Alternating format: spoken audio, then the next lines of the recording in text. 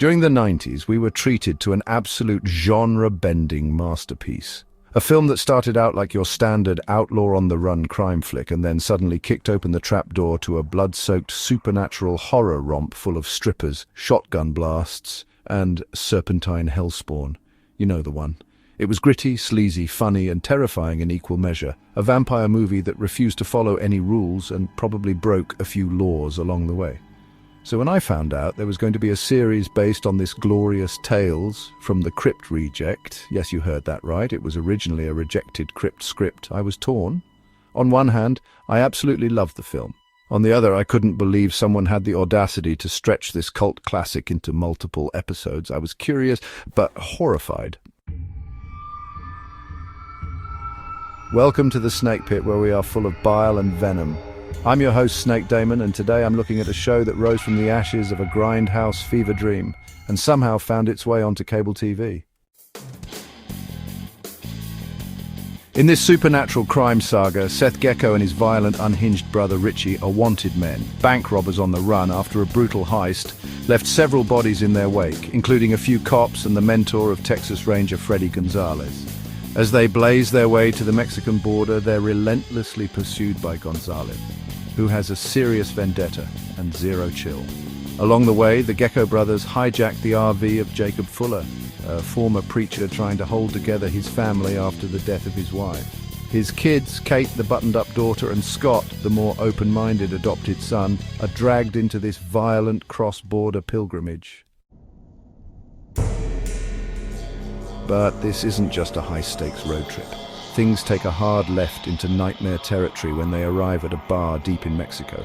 A seedy, neon-lit strip club run by creatures that are half nude dancers, half blood-drinking snake demons, or calibras. And they're hungry, real hungry. What follows is a fight for survival where the rules of man mean nothing and the only goal is to live until dawn. The series goes beyond the film's already bonkers third act by weaving in deep Mesoamerican mythology.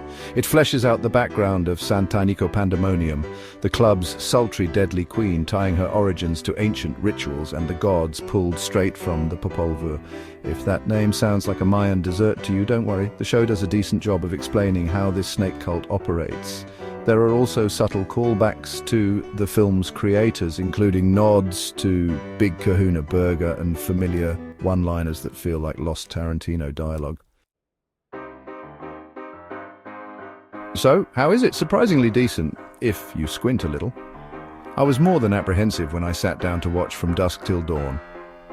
The series, given the train wrecks that were the direct-to-video sequels, I wasn't exactly optimistic.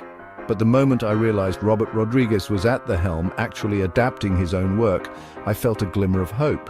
And to my surprise, it works. The early episodes closely mirror the film, scene for scene, but add layers the movie didn't have time for. Episode 5 is a highlight. It takes the border crossing scene from the film and dials the tension up to 11. You feel the danger this time, rather than just anticipating the vampires.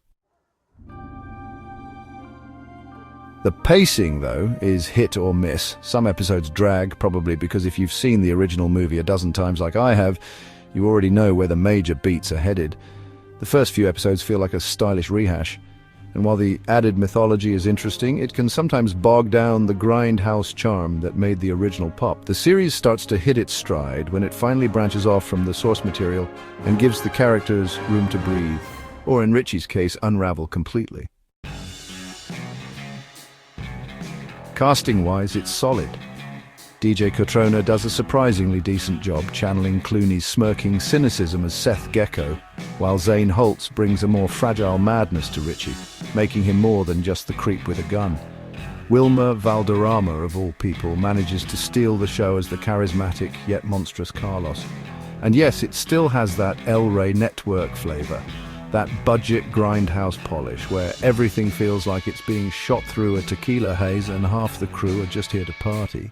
That's not a criticism, it's part of the charm. The action is tight, the gore is practical more often than not, and the music absolutely slaps.